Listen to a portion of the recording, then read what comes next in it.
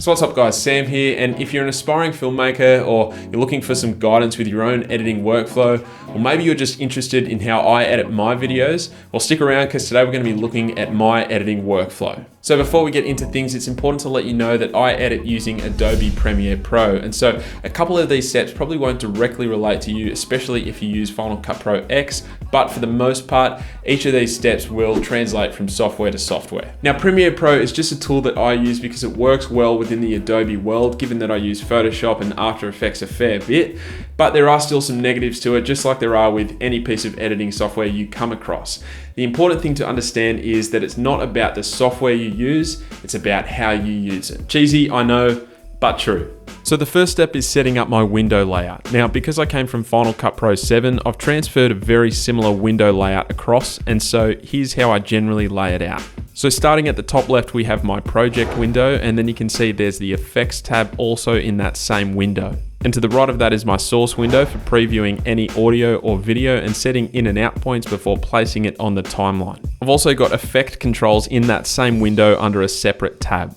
Again, to the right of that is my program window, which plays whatever is in my sequence, and jumping down we have a massive space reserved for my editing timeline, and then to the right of that we have some audio levels and all of the editing tools, which I rarely touch because I always use shortcuts. The next step is my folder structure. So media management is something I tend to pride myself in, and whilst I can be a little bit OCD in this area, I think having good media management can help tremendously with your editing workflow, particularly in terms of saving time. So before I jump into Premiere, here's how I structure my folders in whatever hard drive I'm working in. I have the overall video folder, and then within that I have folders for audio, exports, footage, graphics, and projects. Within each of these folders, I have more folders telling me what is what. So under audio, I have music, VO for voiceover, and Zoom for my on-camera audio. And then under exports, I separate each of my exported items as well by the stage that they are for. Often I'm exporting audio or certain clips to go to After Effects or to be mixed, and so I don't just want a whole host of random files in the one export folder. Under footage, I generally separate my on-camera shots or A-roll from my B-roll shots and so forth. So that then gives me a bit of a framework for creating a folder structure within Premiere, and so as you can see here, we've got correlating folders that help me organize my project. The first step when it comes to editing is placing down my voiceover and or my on-camera shots of me talking. Any on-camera shots need to be synced, which I do using a loud clap. And then I'm just finding the best takes and attempting to create a flowing story. This creates the base on which I build my video.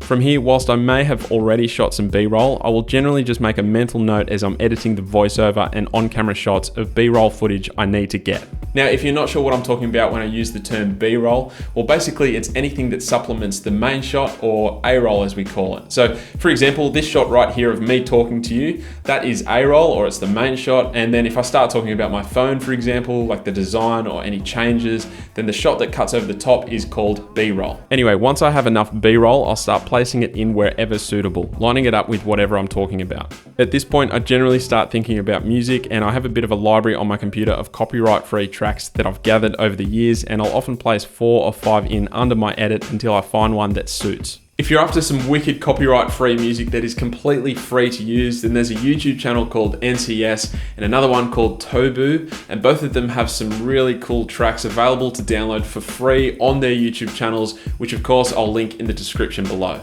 So once I've placed in my music, this gives me a clearer idea of the vibe of the video, and so from here I'll be working on tightening up the edit and getting it more polished. It's generally at this point that I start thinking about graphics, and whilst Premiere Pro and After Effects are designed to work well together in that you can send footage back and forth, I've experienced some issues in the past with this method, so the best and most efficient way that I've found it to work is to select the clips that I want the graphics to appear on and export just them, and then re-import to After Effects and then back again. Now when you're working with small clips, it's super quick back and forth, and I can test whether this takes more time than linking them straight to After Effects. Anyway, I generally export my graphics with an alpha so that back in Premiere Pro, I can still color grade my footage without affecting the text, and it gives me more flexibility later on. And speaking of color grading, this is generally the point at which I start color grading my video. I'll usually start with shots of me, adding some sharpening and contrast, and then depending on the shot, I may just use the fast color corrector effect to tweak the colors, or if I'm looking for a little more control, I'll use the 3-way color corrector. Once I'm happy with this first shot, I copy and paste these effects to all of the other on-camera shots, and then I'll paste the same effects onto my B-roll clips one at a time and tweak where necessary. Before I render everything, I always make sure to solo my voiceover and on-camera audio and export that out as an audio file, and then use a separate piece of audio editing software called Audacity to place a compression across all of my speaking audio. This is basically in the hope that whilst you're watching one of my videos, you're not constantly having to adjust your volume because some parts are too loud and some parts are too quiet. So once I've finished with the audio and the Premiere project has finished rendering, I then duplicate my sequence and rename the duplicate with the word final on the end. And it's on this sequence that I place my compressed audio and make any other final audio adjustments before it's finished. After watching back one more time through, the video is finally ready for export. Now, something that I probably should have mentioned earlier is that I edit all of my projects in ProRes 422 LT, which is a great quality codec without producing whopping file sizes. So because of this, I export using the existing sequences settings into the exports folder. Now, Premiere usually takes a little while to do this, about 20 to 30 minutes or so for a 5-minute project, and so this is a good opportunity to start working on the thumbnail. But I'll chat more about that in another video. Once it is finished exporting, we're not quite finished yet because the final size comes out to anywhere between 2.5 to 5 gigabytes, sometimes even more, which is way too big for my internet to handle and completely unnecessary for YouTube. So the final step of the process is video compression. I do this using a piece of free software called MPEG Streamclip, and I'll include a link below, but basically I take my uncompressed 422 file and convert it to an MP4 H.264 file with the data rate capped at 10,000 kilobytes per second. After much experimentation over the past decade or so, I found this to be the best in terms of retaining quality whilst also spitting out a file size that is a fraction of the original. Generally, this will take 5 to 10 minutes, and by the time it's finished, we have a file that is anywhere between 300 to 500 megabytes. Much more manageable. And then from there, it's straight to the upload process with YouTube. But there you have it, my complete editing workflow in a pretty short video.